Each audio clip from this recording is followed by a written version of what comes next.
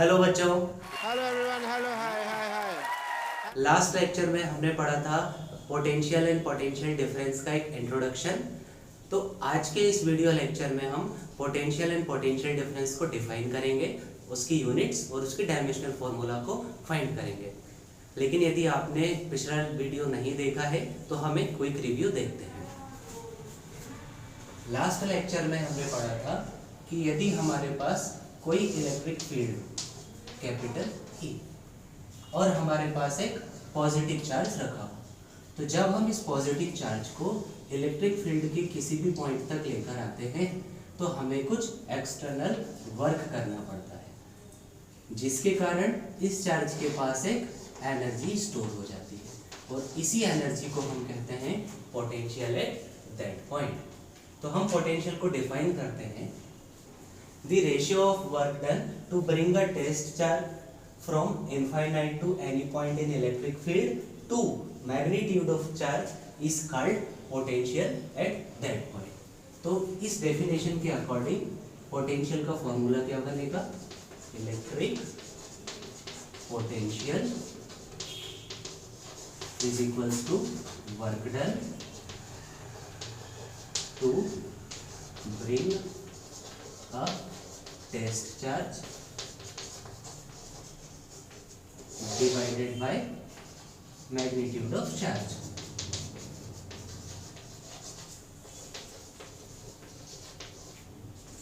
तो हम कंसीडर कर लेते हैं कि ये जो वर्क है ये हमने किया है इनफाइनाइट से किसी r डिस्टेंस तक लाने में।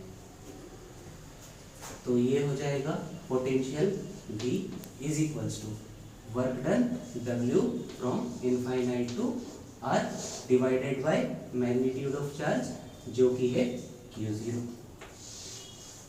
तो ये हो गया इस पॉइंट का पोटेंशियल। यदि मैं इसे A कहूं तो ये हो जाएगा VA। फिर इसका यूनिट्स देखते हैं। तो इसका ऐसा यूनिट जो होता है ये होता है वोल्ट। तो 1 वोल्ट किसके इक्वल हो जाएगा? वर्क का ऐसा यूनिट होता है जूल और चार्ज का ऐसा यूनिट होता है कूलम। तो हमें मिल जाएगा 1 volt is equals to 1 joule per coulomb. फिर इसके बाद इसकी CGS यूनिट। तो CGS यूनिट पोटेंशियल की होती है स्टेट वोल्ट। तो 1 stat volt is equals to हो जाएगा वर्क डन की ऐसा CGS यूनिट जो कि होती है 1 अर्थ और चार्ज की ऐसा यूनिट जो कि होती है 1 स्टेट कूलम। तो हमें यहाँ से मिल जाएगा 1 stat volt is equals to 1 erg per stat coulomb. तो ये हमें CGS यूनिट में फॉर्मूला मिल गया। फिर इसके बाद हमें कैलकुलेट करना है डायमेंशनल फॉर्मूला। तो डायमेंशनल फॉर्मूला किसका? वर्क का डायमेंशनल फॉर्मूला एंड चार्ज का डायमेंशनल फॉर्मूला। तो वर्क का डायमेंशनल फॉर्मूला होता है mL² T इनवर्स 2 और चार्ज का डायमेंशनल फॉर्मूला होता है AT। तो हम जब इसको सॉल्व करेंगे तो हमें मिल जाएगा mL²। अब t के ऊपर -2 का पावर है, ये t भी ऊपर जाएगा तो माइनस हो जाएगा, तो ये हो जाएगा -3 एंड a ऊपर जाएगा तो a इनवर्स। तो ये रहा इसका डायमेंशनल फॉर्मूला। इसके बाद हम देखते हैं कि 1 वोल्ट और 1 स्टेट वोल्ट में क्या रिलेशन होता है। तो अभी आप इसे नोट कर लीजिए।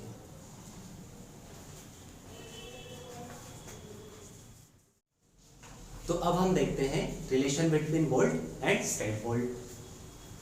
तो हमने डिफाइन किया था 1 वोल्ट इज इक्वल्स टू होता है 1 जूल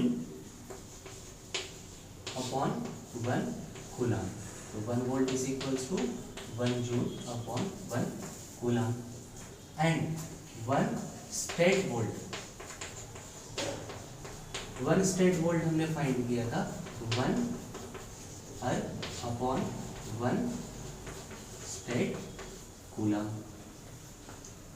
तो हमें पता है कि 1 जूल में होते हैं 10⁻7 अर्ग एंड 1 कूलम में होते हैं 3 × 10⁹ स्टेट कूलम। तो हम ये वैल्यू इस क्वेश्चन में पुट कर देते हैं, तो हमें मिल जाएगा 1 volt is equals to 1 joule, it mean 10⁻7 erg divided by 1 coulomb, it mean 3 × 10⁹ stat coulomb. तो यहाँ पर 7 की पावर है, यहाँ पर 9 की पावर है, तो हमें क्या मिल जाएगा 1/3 × 10⁻²। 9 में से 7 गया तो 2 बचा, और ये हो जाएगा अर्ग अपॉन स्टेट कूलम। तो हमें मिल गया 1 वोल्ट इज इक्वल्स टू 1/300। और ये अर्ग अपॉन स्टेट कूलम क्या होता है 1 स्टेट वोल्ट, तो हम इसे लिख सकते हैं 1 स्टेट वोल्ट। तो यहाँ से हमें 1 वोल्ट की वैल्यू मिल गई, और साथ ही हम यहाँ से निकाल सकते हैं 1 stat volt is equals to 300 का मल्टीप्लाई कर देंगे 300 वोल्ट। तो इसमें आपको एक बात का ध्यान रखना है कि अभी तक हमने जितनी भी CGS और SI यूनिट्स में रिलेशन पढ़ा था, तो हमने हमेशा देखा था कि SI यूनिट हमेशा CGS यूनिट से बड़ी होती है, but in the case of potential इसकी CGS यूनिट बड़ी होती है SI यूनिट से। तो इसे नोट कर लीजिए, फिर इसके बाद हम पोटेंशियल डिफरेंस पढ़ेंगे।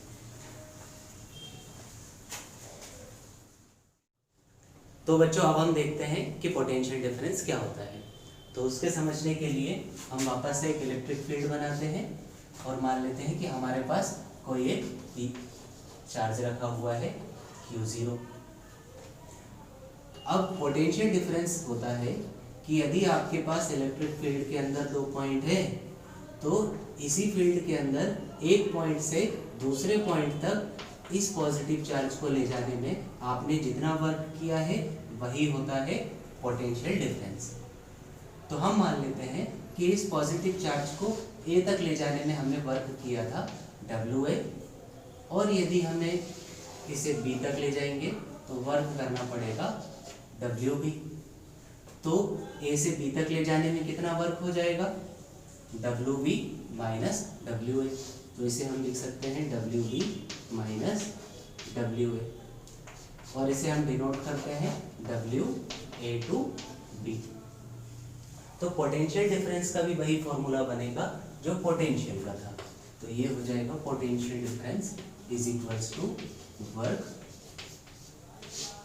Done upon magnitude of charge. तो पोटेंशियल डिफरेंस हम लिखेंगे VB माइनस VA, क्योंकि B का पोटेंशियल ज़्यादा है। वर्क डन हो जाएगा WA to B, and charge था हमारे पास Q0, और इसका यूनिट क्या होगा वही जो पोटेंशियल का था, तो इसका यूनिट भी हो जाएगा वोल्ट। तो हम इस पोटेंशियल डिफरेंस को एक और डेफिनेशन से डिफाइन कर सकते हैं, और उसके लिए क्या कंडीशन है, यदि हम इस टेस्ट चार्ज को 1 कूलम रखें तो हमें क्या मिल जाएगा VB minus VA is equals to WA to B। इसका मतलब है कि एक यूनिट पॉजिटिव चार्ज को एक पॉइंट से दूसरे पॉइंट तक ले जाने में जितना भी वर्क करना पड़ता है वही होता है उन दोनों पॉइंट के बीच का पोटेंशियल डिफरेंस। तो हम इसका डेफिनेशन लिख लेते हैं, the work done to carry a unit positive test charge from any point to other point in electric field. इसमें इलेक्ट्रिक फील्ड लिखना जरूरी है। Electric field is called potential difference between the points. तो potential होता था किसी एक point तक लाने में, और पोटेंशियल डिफरेंस होता है एक पॉइंट से दूसरे पॉइंट तक ले जाने में जो भी वर्क है। तो आपको बुक्स में हो सकता है कि ये वाली डेफिनेशन ज्यादा देखने को मिले, तो आप ये नोट कर लीजिए। तो बच्चों अभी तक हमने पढ़ा कि पोटेंशियल और पोटेंशियल डिफरेंस क्या होता है, उसकी यूनिट क्या होती है, लेकिन हमने अभी तक ये नहीं पढ़ा कि आखिर किसी भी पॉइंट पर पोटेंशियल एग्जैक्टली कितना होता है। तो उसके लिए हमें एक डेरिवेशन करना है जो कि है electrostatics potential at a point. तो मैं मान लेता हूं कि मेरे पास एक प्लस क्यू चार्ज है और प्लस क्यू चार्ज के आसपास कुछ इलेक्ट्रिक फील्ड है जिससे इनफाइनाइट डिस्टेंस पर एक पॉइंट है P, और इस पॉइंट पर रखा हुआ है एक टेस्ट पॉजिटिव चार्ज Q0। तो इस टेस्ट चार्ज को P पॉइंट से इलेक्ट्रिक फील्ड के किसी पॉइंट तक लाने में हमको कुछ वर्क करना पड़ेगा। तो ये Q पॉइंट में मान लेता हूँ यहाँ से स्मॉल r डिस्टेंस पर है। तो अब मुझे ये चार्ज इनफाइनाइट से r डिस्टेंस पर उठाकर लाना है। तो यदि हम इसको थोड़ा सा डिस्प्लेस करते हैं, मान लेते हैं कि यहाँ से मैं इसे उठाकर x डिस्टेंस तक ले आया और इसे मैंने dx डिस्प्लेस किया हुआ है। तो टोटल इतने डिस्प्लेसमेंट में जो वर्क हुआ है उसे हम लिख देते हैं dw। तो इलेक्ट्रोस्टैटिक पोटेंशियल का फॉर्मूला होता है पोटेंशियल एट अ पॉइंट, किसी भी पॉइंट पर पोटेंशियल किस पर निकालना चाह रहा हूं मैं, Q पर, इसे लिख देता हूं V। ये हो जाएगा work done upon test charge जो कि है Q0। तो हम सबसे पहले वर्क डन को कैलकुलेट करते हैं। तो हम लिखेंगे वर्क डन, इसे लिख देते हैं dw, जो कि हो जाएगा फोर्स इनटू डिस्प्लेसमेंट। तो ये जो फोर्स है, अभी तो मैं इसको एक्सटर्नल फोर्स से ले गया हूं, लेकिन हमें एक्चुअल में इसके इलेक्ट्रोस्टैटिक फोर्स को लेना है। तो जो भी वर्क हमने किया है इलेक्ट्रोस्टैटिक फोर्स के अगेंस्ट किया है, इसीलिए मैं इलेक्ट्रोस्टैटिक फोर्स को ले लेता हूं -F, और डिस्प्लेसमेंट हो गया इसका dx। फिर हम इसकी लिमिट डिसाइड करते हैं कि इसकी लिमिट क्या होनी चाहिए। तो वर्क मिनिमम 0 हो सकता है और मैक्सिमम W हो सकता है, लेकिन dx जो डिस्टेंस है ये इनिशियल कहाँ से शुरू हुई थी, इनफाइनाइट से। तो इनिशियल ये हो गई इनफाइनाइट, और फाइनली हम इसको कहाँ ले जाएंगे उठाकर, r डिस्टेंस पर। तो इसकी लिमिट हो जाएगी इनफाइनाइट टू r। और अट्रैक्शन फोर्स का फॉर्मूला होता है F = 1/4πε0k इंटू Q0/x²। ये वाला डिस्टेंस अभी x मान लेते हैं और ये वैल्यू इसमें पुट कर देते हैं। तो dw का इंटीग्रेशन हो जाएगा w 0 to w तक, और ये हो जाएगा इनफाइनाइट टू r, माइनस बाहर ले लेता हूं मैं 1/4πε0 q इंटू Q0/x² dx। तो इसमें सबसे पहले मैं w पुट कर देता हूं, फिर 0, ये हो जाएगा w - 0 = minus infinite to r, या इससे पहले कांस्टेंट टर्म्स बाहर ले लेते हैं।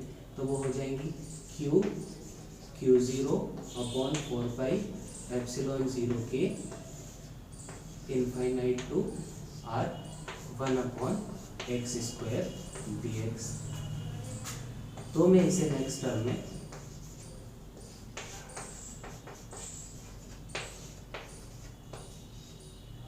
ये जो एक्स स्क्वायर है इसे मैं लिख लेता हूँ x to the power -2 dx। तो अब इसका इंटीग्रेशन का हम फॉर्मूला लगा देते हैं। तो integration of x to the power n dx होता है x to the power n+1 और इसके अपॉन में भी n+1। तो अभी n की वैल्यू है -2, तो इसका इंटीग्रेशन हो जाएगा w is equals to q into q naught minus upon 4πε0 k into इसका integration x to the power -2 है तो यहाँ लिख दिया x n+1 मतलब -2 + 1 अपॉन में n+1 मतलब -2 + 1 और इसकी लिमिट है इनफाइनाइट टू r। तो हमें मिल जाएगा w is equals to -q0 upon 4πε0 k into ये हो जाएगा x टू दी पावर -1 और अपॉन में -1 लिमिट हो गई इनफाइनाइट टू r। तो इस माइनस से इस माइनस को हम कैंसिल कर सकते हैं। तो हमें मिलेगा w is equals to q into q naught upon 4πε0 k और ये हो जाएगा 1/x। ये -1 की पावर थी तो इसे मैं नीचे ले गया। अब ये वैल्यू पुट कर देते हैं लिमिट की अपॉन 4πε0 के। सबसे पहले अपर लिमिट तो ये हो जाएगी 1/r माइनस लोअर लिमिट ये हो जाएगी 1/∞। तो ये हमें मिल जाएगा q into q0 upon 4πε0 k into 1/r। तो ये तो हमें वर्क डन मिल गया। फिर इस पॉइंट पर जो पोटेंशियल है उसका फॉर्मूला क्या है v is equals to w upon q0। इसे मैं लिख देता हूँ v is equals to w upon q0। तो इसमें अब हम वैल्यू पुट कर देते हैं ये वाली। तो इसे मैं यहाँ से लिख कर रहा हूँ। तो यहाँ से हमें मिल जाएगा v is equals to w का वैल्यू हो गया q into q0 upon 4πε0 k into 1/r और इसके अपॉन में q0। तो इस q0 से ये q0 कैंसिल हो गया। तो हमें मिल जाएगा v इज इक्वल्स टू 1/4πε0 के इंटू q/r और इसकी यूनिट होती है वोल्ट। तो ये एग्जैक्टली पोटेंशियल है किसी भी पॉइंट पर इलेक्ट्रिक फील्ड के कारण। तो आप इसे नोट कर लीजिए।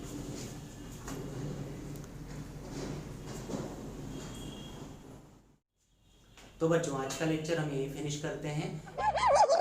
लेकिन इलेक्ट्रोस्टैटिक्स में अभी तक आपको ऐसे 3 फॉर्मूले देखने को मिले होंगे जिनका फॉर्मूला सेम है। तो एक बार हम उन्हें देखते हैं ताकि आपको उसमें कंफ्यूजन ना हो। मान लेते हैं कि हमारे पास 2 चार्जेस हैं Q एंड Q0 जो कि एक दूसरे से r डिस्टेंस पर रखे हुए हैं। तो सबसे पहला आता है कूलम्ब्स लॉ, जिससे कि हम अट्रैक्शन फोर्स को फाइंड करते हैं। तो 2 चार्जेस के बीच में जो अट्रैक्शन फोर्स होगा वो होगा 1/4πε0 के into q naught upon r square. फिर दूसरा फॉर्मूला आता है इंटेंसिटी ऑफ इलेक्ट्रिक फील्ड।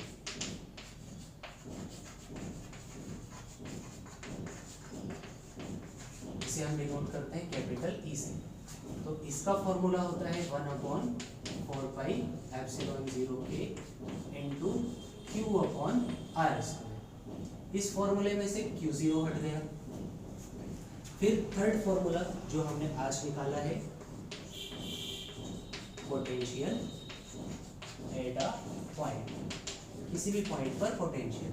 तो उसका फॉर्मूला बना है v इज इक्वल्स टू 1/4πε0 के इंटू q/r। तो ये 3 फॉर्मूलेज हैं जो आपको एक जैसे दिखते हैं पर इनके बीच में थोड़ा सा डिफरेंस है। तो इसको आप ध्यान रखिएगा। So thank you, good bye. अच्छा चलता हूँ, दुआओं में याद रखना।